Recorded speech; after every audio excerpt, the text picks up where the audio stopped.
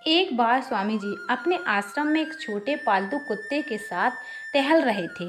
तभी अचानक एक युवक उनके आश्रम में आया और उनके पैरों में झुक गया और कहने लगा, स्वामी जी, मैं अपनी ज़िंदगी से बड़ा परेशान हूँ। मैं प्रतिदिन पुरुषार्थ करता हूँ, लेकिन आज तक मैं सफलता प्राप्त नहीं कर पाया। पता नहीं ईश्वर ने मेरे भाग में क्या लिखा है, जो इतना पढ़ा लिखा होने के बावजूद भी मैं नाकामयाब हूँ। युवक की परेशानी को विवेकानंद जी तुरंत समझ गए। उन्होंने युवक से कहा, भाई, थोड़ा मेरे इस कुत्ते को कहीं दूर तक सैर करा दूँ, उसके बाद मैं तुम्हारे प्रश्नों का उत्तर दूंगा।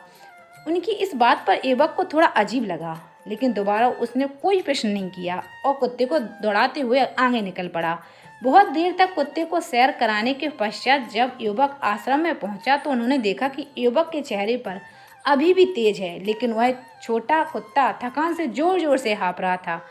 इस पर स्वामी जी ने पूछा, क्यों भाई, मेरा कुत्ता इतना कैसे थक गया? तुम तो बड़े शांत दिख रहे हो, क्या तुम्हें थकावट नहीं हुई? युवक बोला, स्वामी जी, मैं तो धीरे धीरे आराम से चल रहा था, लेकिन यही बड़ा अशांत था। रास्ते में मिलने वाले सारे जानवरों के आगे पीछे दौड़ रहा था, इसलिए एक जैसी दूरी तय करने के बावजूद भी यह इतना थक गया। तब विवेकानंद जी ने कहा, भाई, तुम्हारे प्रश्नों का उत्तर भी तो यही है।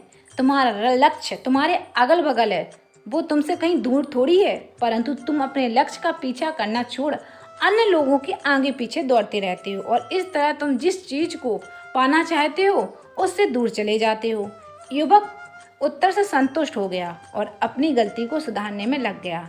दोस्तों, क्या आपको नहीं लगता आज हम भी इसी कहानी के कुत्ते के समान दूसरों को फॉलो करने में लगे हुए हैं?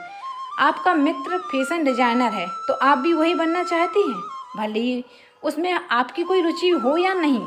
ऐसा करके हम अपनी प्रतिभा को खो बैठते हैं और ज़िंदगी भर संघर्ष करते रहते हैं। इसलिए दोस्तों, दूसरों को फॉलो ना करें, अपना लक्ष्य खुद बनाएं। स्वामी जी से जुड़ा एक रोचक प्रसंग है। शिकागो विश्व धर्म सम्मेलन के भाषण के बाद विवेकानंद जी विदेशों में काफ़ी लोकप्रिय हो गए थे। उनके वेदांत दर्शन से प्रभावित होकर लोग उनके शिष्य बन गए थे। उसी समय एक विदेशी महिला उनसे भेंट करने भारत आई। काफ़ी देर बात करने के बाद वह विदेशी महिला विवेकानंद जी से बोली, स्वामी जी, क्या आप मुझसे शादी करेंगे? इस पर वे चौंक गए और मुस्कुराने लगे। फिर बोले, देवी, ऐसा नहीं हो सकता, क्योंकि मैं ब्रह्मचार्य का पालन कर रहा हूँ। इस पर महिला ने कहा, हे स्वामी, मुझे आपके समान ही प्रवीण बालक चाहिए, जो आगे चलकर विश्व को एक नई दिशा दे और अपनी माता का नाम प्रसिद्ध करे। इस पर स्वामी जी दोनों हाथ जोड़कर उसके सामने झुक गए और बोले, हे देवी, चलिए आज से ही मैं आपको अपनी माता मान लेता हूँ। इस तरह आपको मेरे जैसा तेजस्वी बालक भी मिल गया और मेरे ब्रह्मचार्य धर्म के पालन में भी कोई बाधा नहीं आएगी। स्वामी जी की यह उत्तर सुनते ही वह महिला भाव विभोर हो गई तथा उनके पैरों में गिर पड़ी। वे सचमुच महान थे। स्वामी विवेकानंद और जर्मनी के संस्कृत भाषा के विद्वान प्रोफेसर पॉल डायसन संस्कृत साहित्य पर चर्चा कर रहे थे। किसी कारणवश प्रोफेसर साहब को उठकर बाहर जाना पड़ा। स्वामी जी पास पड़ी एक किताब उठाकर उसके पन्ने पलटने लगी। वह कविताओं का संकलन था।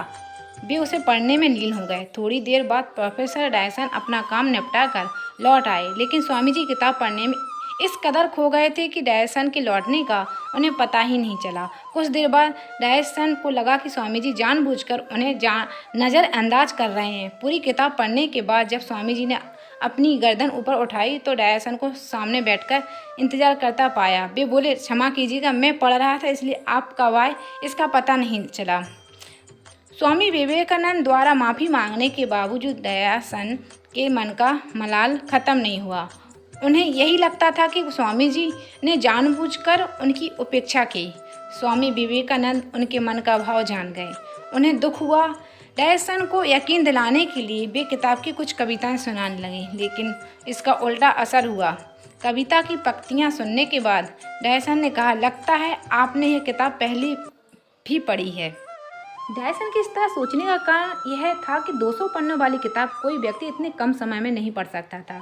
वे बोले, किताब की सारी कविताएं आधे घंटे में याद हो जाना मुमकिन नहीं है। इस पर स्वामी विवेकानंद ने, मिस्टर डायसन, जीवन में सबसे महत्वपूर्ण है एकाग्रता। एकाग्रता जितनी अधिक होगी, आपका समय उतना ही कम लगेगा या काम का परिणाम उतना ज़्यादा होगा।